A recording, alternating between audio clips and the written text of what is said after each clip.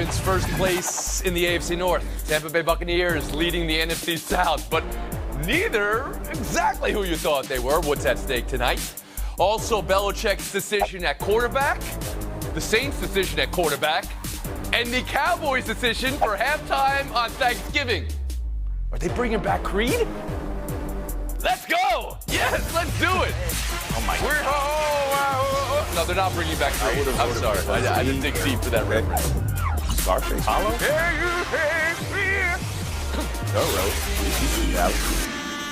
Lamar Jackson, Tom Brady tonight, but what Lamar Jackson, what Tom Brady, what Ravens, what Buccaneers will show up? It's a short week, and Tampa is coming off a game where they scored 3 against Carolina. And Baltimore, no second-half collapse, 3 points better than Cleveland Sunday. Mina Kimes around the horn to you will either look like the team you expect them to be this season tonight. You know, I have greater expectations for Baltimore tonight because if you're asking me to diagnose what's wrong with these offenses, there's a more simple culprit when it comes to the Ravens, and that is that Lamar Jackson over the last few weeks has struggled greatly against the blitz. Now, the Bucs blitz a lot, which would seem to pose a problem, but they're also missing half of their secondary, so it feels like a get-right opportunity for Lamar. Whereas with Tampa, Toney, I mean, there are so many problems with this offense, I almost don't know where to start. They can't run the football. The interior of the offensive line has struggled in pass protection. And perhaps most notably, anytime Tom Brady is asked to throw the ball after holding it for more than 2.5 seconds, he's completing less than 50% of his passes. That ranks 33rd in the league, and it is severely constricting what they can do through the air. I think with Baltimore, this is a chance for Lamar to fix his issues. With Tampa, I just think there are too many of them to fix. Pablo Torre. Yeah, look, Todd Bowles said after losing to the Panthers that this is about as dark as it's going to be, he thinks. And that's not super encouraging to hear from your head coach. But let me tell you, Toney, why I think this could actually set up well for the Buccaneers. I've been thinking about this now. Because the Ravens are really bad in the fourth quarter, okay?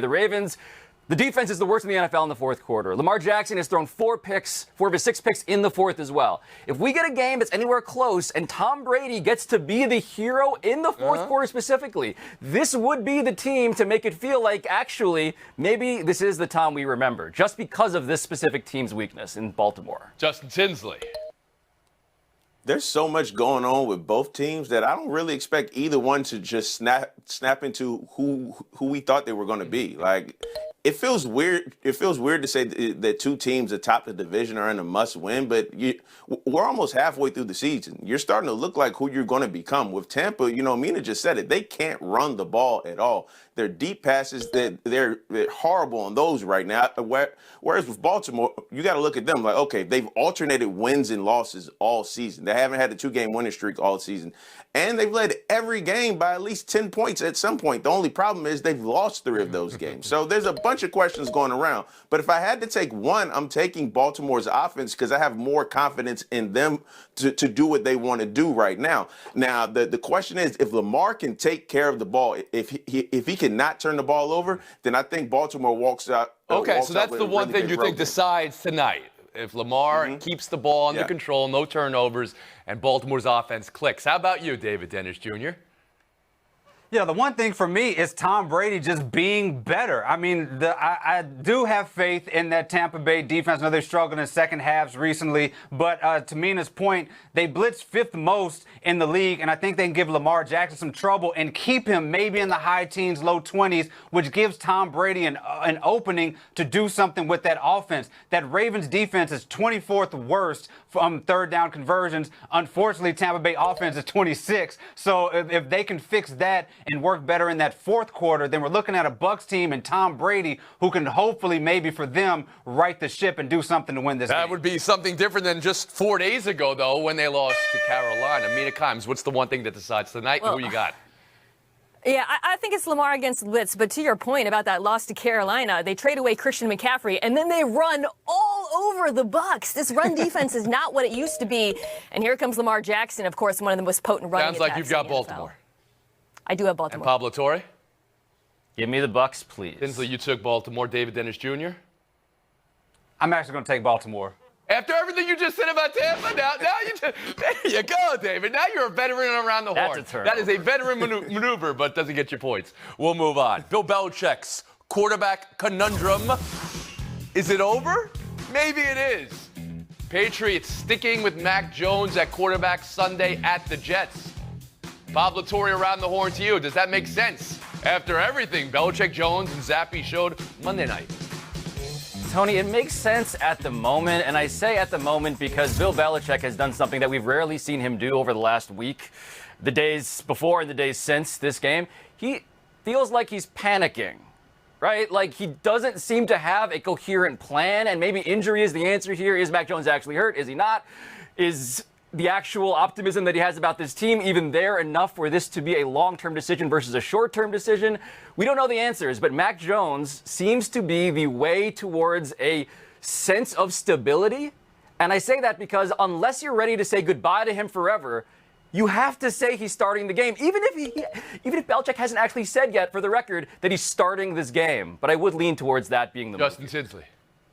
Yeah, the next time Belichick gives us a plan, it'll actually be the first time he gives us a plan. So I think he's trying to protect his first-round quarterback, but also it wasn't like Mac Jones was a world beater before he got hurt. He was the worst-rated passer in the league, whereas Zappi, he gives this team a spark.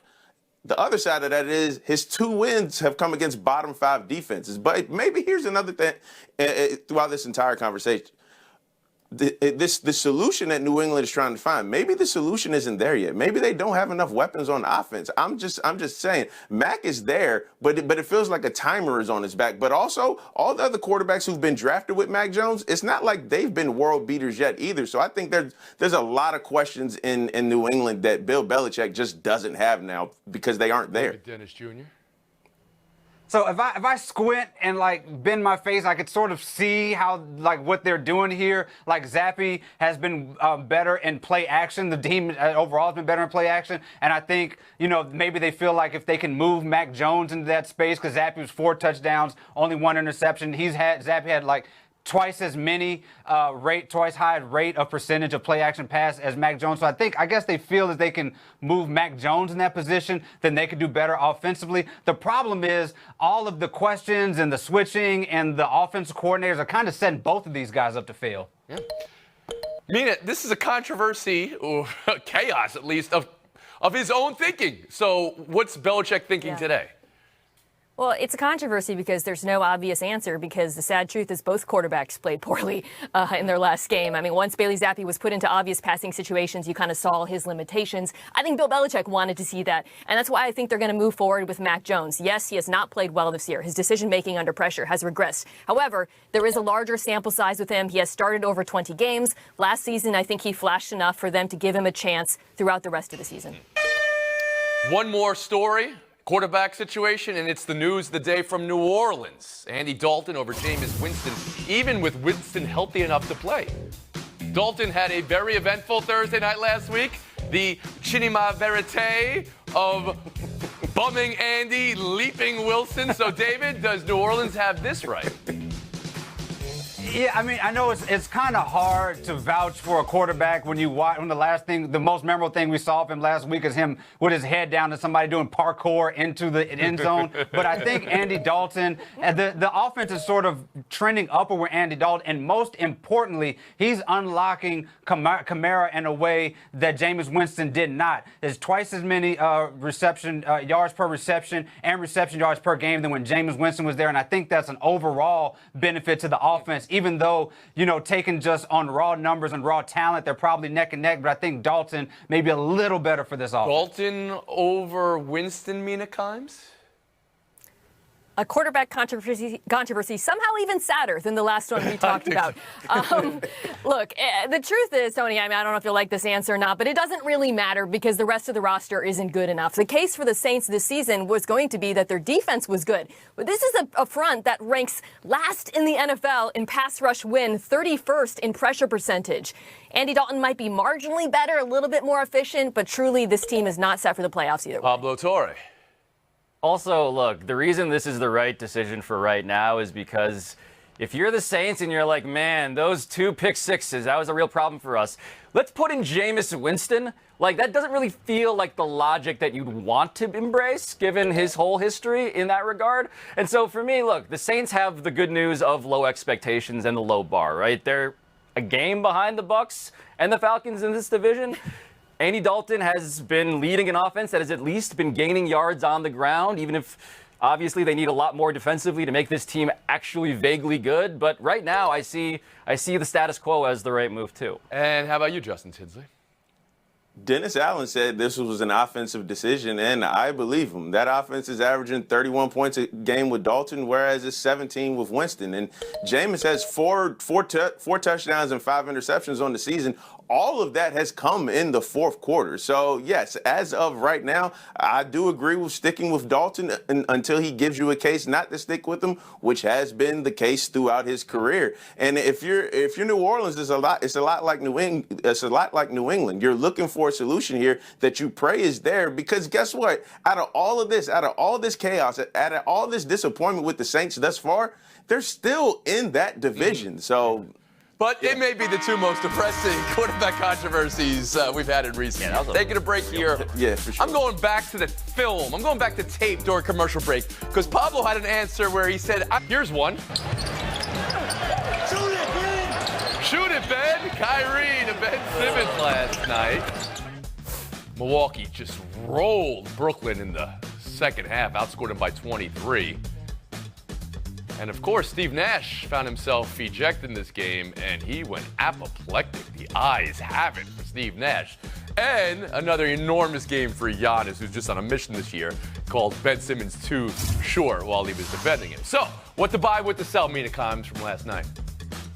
I'm selling the idea that Ben Simmons' biggest issue in the second half was not shooting. Rather, it was his poor defense. In the first half, Bucks went 1 for 7 against him. In the second half, 8 for 10. Notably, a lot of those came from Giannis. This is why Ben Simmons is on the Nets, to stop Giannis. And if he can't do that, that's a big That's a big ask, though. David Dennis Jr. I've actually thought about this a little bit. There it is, David. Well done. Of what Kyrie Irving did after the game, where Kyrie was saying, well, everybody's so hard on Ben Simmons. You were the one that was screaming at him to shoot. But I think the shooting, train has left the station. It's really about his impact in the game. Some parts of the game, I didn't even realize he was on the court. There are 100, for all starters who have played at least 100 minutes, there's only one who has not yet had 25 points and 25 rebounds, and that's Ben Simmons. He needs to have more of an impact in the game, even if he's not scoring. I'm buying the fact that Kyrie telling Ben Simmons to shoot might be the most relatable thing Kyrie has said in recent years. So I do buy that. But also, we're talking about Ben Simmons, whose offensive game was pretty much non-existent from the moment he came into the league. So now when you miss 2 years, there's rust on an offensive game. That's why you see him trying to overcompensate on defense. It's really uncomfortable to watch early. And Pablo, speaking of uncomfortable, I thought about this. You picked Ben Simmons as your MVP this season, did you not? Well, part of it, Toney, was because I thought that he actually would stop thinking about it so much. I believe that Ben Simmons is very much obsessed with trying to be better. To Justin's point, before that series against the Hawks, really, Ben Simmons was a 15, 16 point per game scorer. He was good offensively. The problem is that he has clearly something going on that is bigger than that. What I will push back on, though, lastly, is that was a good shot he should have taken. Did you see that Giannis was right there and Drew Holiday was right there and Brook Lopez was looming?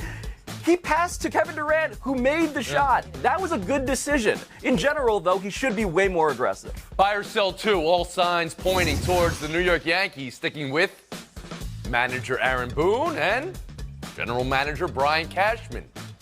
So owner Hal Steinbrenner with a vote of confidence. Pablo, what do you buy, what do you sell?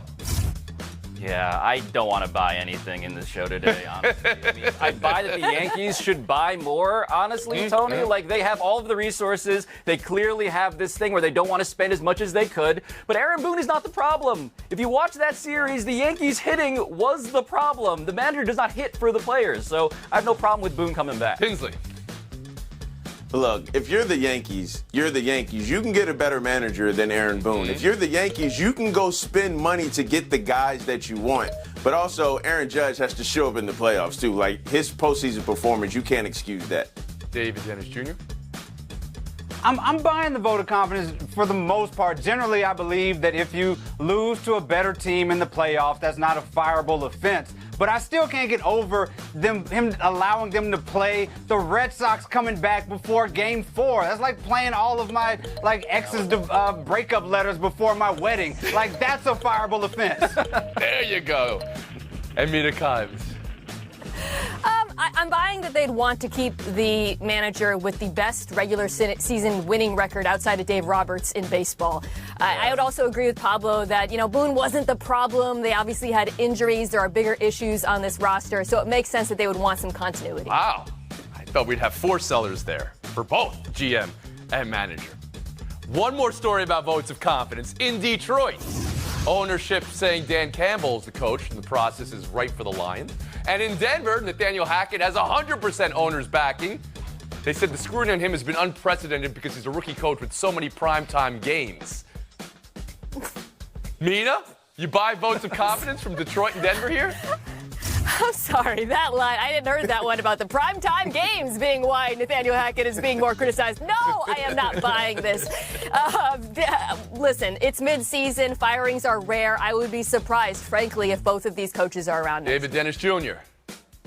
Yes, me and my friend Natty Hacks, I'm selling all of this because, the NFL is on TV. Like, it's not on the Ocho if it's not on primetime. It doesn't need to be on primetime for us to know that Nathaniel Hackett is not an NFL coach. That is one of the most absurd excuses I can imagine them having.